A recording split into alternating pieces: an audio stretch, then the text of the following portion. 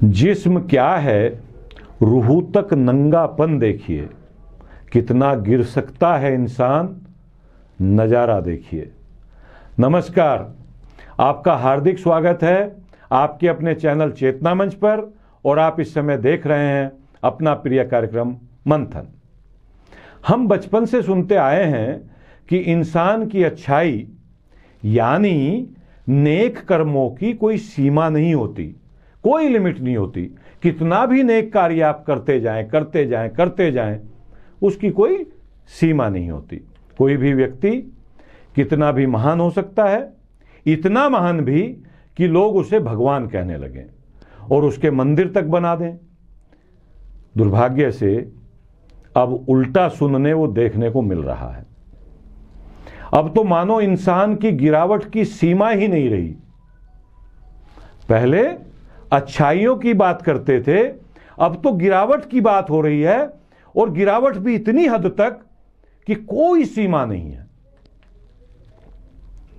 गिरावट की लिमिट पार करती हुई एक घटना राजस्थान के जोधपुर शहर से 70 किलोमीटर दूर एक शहर है पाली, वहां से आ रही है। गिरावट की लिमिट है ये घटना। ये शहर पाली जिला और तहसील हेडक्वार्टर भी है। इस नगर में 8 साल की एक मासूम बच्ची को उसी बच्ची के सौतेले बाप ने अपनी जानवर रूपी हवस का शिकार बना लिया, उसके साथ रेप किया। वैसे जानवर और कीड़े मकोड़े भी शायद इतना घटिया काम नहीं करते हैं। ये कलयुगी बाप जेल चला गया। मामला इतनी ही गिरावट पर नहीं रुका। उस बच्ची की मां को दुष्कर्म पीड़िता की मां के तौर पर सरकार ने 4,25,000 रुपए की सहायता दी। रकम मिलने के बाद न्यायपीठ, जिनको न्यायाधीश तक का दर्जा प्राप्त है, ऐसे लोगों ने 10% कमीशन की मांग कर ली। उस पैसे में से पीड़िता की मां की शिकायत पर एंटी करप्शन ब्यूरो ने समिति के अध्यक्ष समेत 4 लोगों को 10,000 रुपए की रिश्वत लेते हुए रंगे हाथों गिरफ्तार किया है।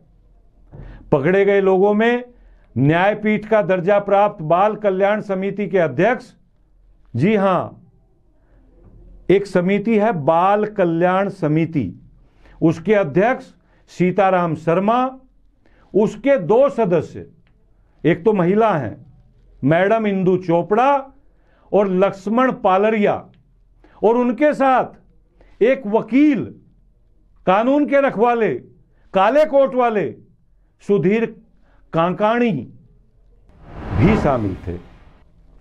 पाली के सांडेराव थाना क्षेत्र के गांव की रहने वाली पीड़िता की मां मजदूरी करके 3 बच्चों की परवरिश करती है। उसने हमें बताया कि सौतेला पिता अपनी 8 साल की बच्ची का दुष्कर्म कर रहा था, जाति कर रहा था, नोच रहा था। बच्ची ने उसे इस बात की जानकारी दी, मां को बताया। मां ने बेटी का साथ दिया और एफआईआर दर्ज करा दी। ये कलयुगी बाप अब जेल में है। मामला इससे भी आगे गंभीर है। हाल ही में 30 जून को सरकार ने इस मां को 4,25,000 रुपए की सहायता दी, सहायता राशि के तौर पे। यह राशि दुष्कर्म पीड़िता की मां को एक सहायता राशि के तौर पे सरकार ने दी। तभी से पीड़िता से इस रकम पर 10% कमीशन मांगा जा रहा था। कमीशन इस बात का कि हमने तुम्हें यह राशि दिलवाने में मदद की है, हमें 10% दो। एंटी करप्शन ब्यूरो एसीबी के डीआईजी सवाई सिंह गोदरा ने हमें बताया कि 1 माह पहले 4,25,000 रुपए की सहायता राशि इस पीड़िता की मां को सरकार ने दी थी। एडवोकेट सुधीर कांकाणी के मार्फत पीड़िता की मां पर कमीशन की राशि देने के लिए लगातार दबाव बनाया जा रहा था। एसीबी ने, एंटी करप्शन ब्यूरो ने एक योजना बनाई और इन दरिंदों को रंगे हाथों पकड़ने का कार्यक्रम किया। एसीबी के इशारे पर पीड़िता की मां सीडब्ल्यूसी कार्यालय पहुंची, यानी उसी समिति के कार्यालय में गई जो रिश्वत मांग रहे थे। उसने इस बाल कल्याण समिति के अध्यक्ष सीताराम शर्मा, वहां के सदस्य श्रीमती इंदु चोपड़ा, लक्ष्मण पालरिया और वकील सुधीर कांकाणी के सामने टेबल पर लिफाफा रखा जिसमें 10,000 रुपए थे। पीड़िता की मां ने कहा कि उसके पास अभी बस इतने ही रुपए हैं। जैसे ही इशारा मिला, पाली चौकी के एसीपी नरपत चंद की टीम ने चारों को पकड़ लिया।